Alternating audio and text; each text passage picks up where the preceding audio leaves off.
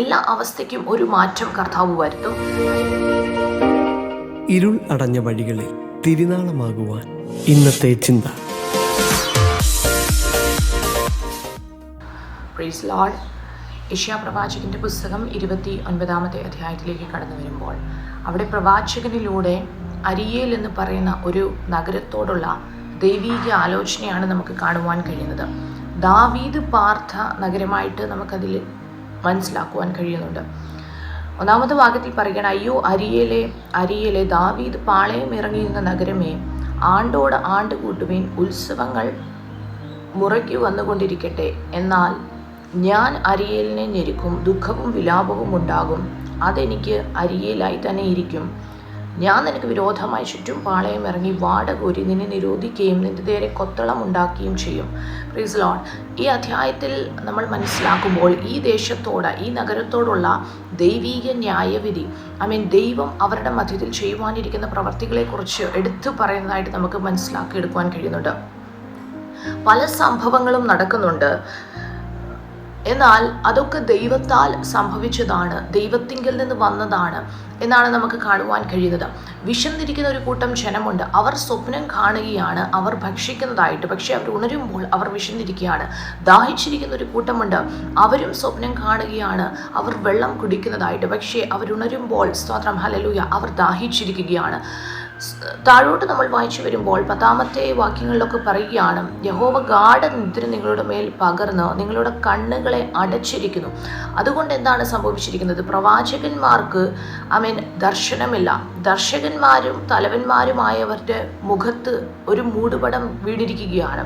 അങ്ങനെ നിങ്ങൾക്ക് സകല ദർശനവും മുദ്രയിട്ടിരിക്കുന്നു.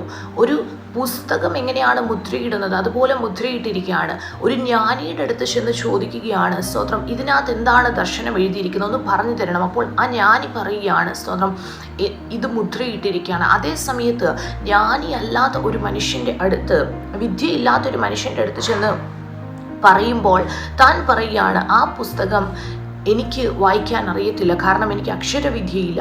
ഇങ്ങനെയൊക്കെയുള്ള കാര്യങ്ങൾ സംഭവിക്കുന്നതിന് പ്രധാനമായിട്ടുള്ള കാരണം ദൈവത്തിൻ്റെ ന്യായവിധിയാണ് ആ ദേശത്തോടുള്ളതെന്ന് നമുക്ക് മനസ്സിലാക്കിയെടുക്കുവാൻ കഴിയും.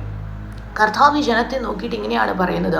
13-ാമത്തെ വാക്യത്തിൽ നമുക്കത് കാണുവാൻ കഴിയുന്നുണ്ട്. ഈ ജനം അടുത്ത് വന്ന് വായിക്കൊണ്ടും അധരം കൊണ്ടും എന്നെ ബഹുമാനിക്കുന്നു, എങ്കിലും തങ്ങളുടെ ഹൃദയത്തെ അവർ എങ്കിൽ നിന്ന് ദൂരത്ത് അകറ്റി വെച്ചിരിക്കുന്നു. ജനം ദൈവത്തെ വായിക്കൊണ്ട് ബഹുമാനിക്കുകയാണ്, പക്ഷേ ഹൃദയം ദൂരമാണ്. അവർ ചിന്തിക്കുന്നത് എന്താണ്? അത്യുന്നതൻ ഇത് അറിയുമോ? സ്തോത്രം, ഞങ്ങൾ ചെയ്യുന്ന പ്രവർത്തികൾ അല്ലെങ്കിൽ ഞങ്ങൾ കാട്ടിക്കൂട്ടുന്ന കാര്യങ്ങളെയൊക്കെ ദൈവം കാണുന്നുവോ? കർത്താവിന് അറിവുണ്ടോ? ജ്ഞാനിയായവന്, അത്യുന്നതനായവന് അറിവുണ്ടോ? കുശവനെ കമ്പയർ ചെയ്തുകൊണ്ട് സ്തോത്രം ഇവിടെ പല കാര്യങ്ങൾ പറഞ്ഞിരിക്കുന്നതായിട്ട് നമുക്ക് കാണുവാൻ കഴിയുന്നുണ്ട്. എന്നാൽ കർത്താവ് പറയുകയാണ്, ഞാൻ ഇവരുടെ മധ്യത്തിൽ ആശ്ചര്യമായ ഒരു പ്രവൃത്തി ചെയ്യും. സ്തോത്രം. 14-ാമത്തെ വാക്യത്തിൽ നമുക്കത് മനസ്സിലാക്കാൻ കഴിയും. ഇത് കാരണത്താൽ ഞാൻ ഈ ജനത്തിന്റെ ഇടയിൽ ഇനിയും ഒരു അത്ഭുത പ്രവൃത്തി, അത്ഭുതവും ആശ്ചര്യവുമായൊരു പ്രവൃത്തി തന്നെ ചെയ്യും. അവരുടെ ജ്ഞാനികളുടെ ജ്ഞാനം നശിക്കും, അവരുടെ ബുദ്ധിമാന്മാരുടെ ബുദ്ധിയും മറഞ്ഞു പോകും എന്ന് കർത്താവ് അരുളി ചെയ്തു. Price the Lord. ആ ജനത്തിൻ്റെ മധ്യത്തിൽ ദൈവം ആഗ്രഹിക്കുന്നത് ഒരു പ്രവൃത്തി ചെയ്യുവാനാണ്. പലപ്പോഴും ജ്ഞാനികൾ എന്ന് ഈ ഭൂമിയിൽ പറയുന്ന അനേകരുടെ മധ്യത്തിൽ സ്തോത്രം ദൈവത്തിന് അവരുടെ ജ്ഞാനം കൊണ്ട് ആവശ്യമില്ല. അതുകൊണ്ട് തന്നെയാണ് കൊരിന്ത്യ ലേഖനത്തിൽ നമുക്ക് കാണുവാൻ കഴിയുന്നത്, ജ്ഞാനികളെ ലജ്ജിപ്പിപ്പാൻ ദൈവം ഭൂമിയിൽ ഭോഷത്വമായത് തിരഞ്ഞെടുത്തു, ബലമുള്ളതിനെ ലജ്ജിപ്പിപ്പാൻ ദൈവം ബലഹീനമായതിനെ തിരഞ്ഞെടുത്തു. Price the Lord. നമ്മുടെ ജ്ഞാനവും നമ്മുടെ ബലവും ഒന്നും കർത്താവിന് വേണ്ട. ഹല്ലേലൂയ. ജ്ഞാനികളെ ലജ്ജിപ്പിക്കുവാൻ വേണ്ടിയാണ് ദൈവം ഭൂമിയിൽ ഭോഷത്വമായത് തിരഞ്ഞെടുത്തത്. ഇവിടെ പറയുകയാണ്, ഞാൻ അവരുടെ ജ്ഞാനം, സ്തോത്രം ഹല്ലേലൂയ, ദൈവം ചെയ്ത അത്ഭുത പ്രവൃത്തിയാണത് ആയിട്ട് കാണുവാൻ കഴിയുന്നത്. ജ്ഞാനികളുടെ ജ്ഞാനം നശിക്കും, അവരുടെ ബുദ്ധിമാന്മാരുടെ ബുദ്ധി മറഞ്ഞു പോകും. Price the Lord. ഇത് ദൈവം ആ ജനത്തിൻ്റെ മധ്യത്തിൽ ചെയ്യുവാൻ ആഗ്രഹിക്കുകയാണ്. കാരണം ഇവർ അധരം കൊണ്ട് ദൈവത്തെ ബഹുമാനിക്കുന്നു, പക്ഷേ ഇവരുടെ ഹൃദയം കർത്താവിൽ നിന്ന് വളരെ ദൂരെയാണ്. പക്ഷേ സ്തോത്രം ഈ അവസ്ഥകൾക്കൊക്കെ ഒരു മാറ്റം വരും എന്നും കൂടെ പ്രവാചകനിലൂടെ കർത്താവ് പറയുകയാണ്. 17-ാമത്തെ വാക്യത്തിൽ പറഞ്ഞു, ഇനി അല്പകാലം കൊണ്ട് ലെബാനൻ ഒരു ഉദ്യാനമായി തീരുകയും ഉദ്യാനം വനമായി എണ്ണപ്പെടുകയും ചെയ്യും. സ്തോത്രം. ദൈവത്തെ സ്തുതിക്കും ജനം, മനുഷ്യരിൽ സാധുക്കളായവർ ഇസ്രായേലിന്റെ പരിശുദ്ധനിൽ ആനന്ദിക്കുമെന്ന് 19-ാമത്തെ വാക്യത്തിൽ നമുക്ക് കാണുവാൻ കഴിയുന്നുണ്ട്. അതായത് സ്തോത്രം ഹല്ലേലൂയ, എല്ലാ അവസ്ഥയ്ക്കും ഒരു മാറ്റം കർത്താവ് വരുത്തും. ഹല്ലേലൂയ. ചില ഉദ്യാനങ്ങൾ ചിലത് ഉദ്യാനമായി മാറും, ഉദ്യാനമായ ചിലത് വനമായി മാറും. അതായത് ഒരു വിശാലത, ഒരു സ്തോത്രം, ഉയർച്ചയിലേക്ക് കർത്താവ് ജനത്തെ നയിക്കുവാൻ ആഗ്രഹിക്കുകയാണ്.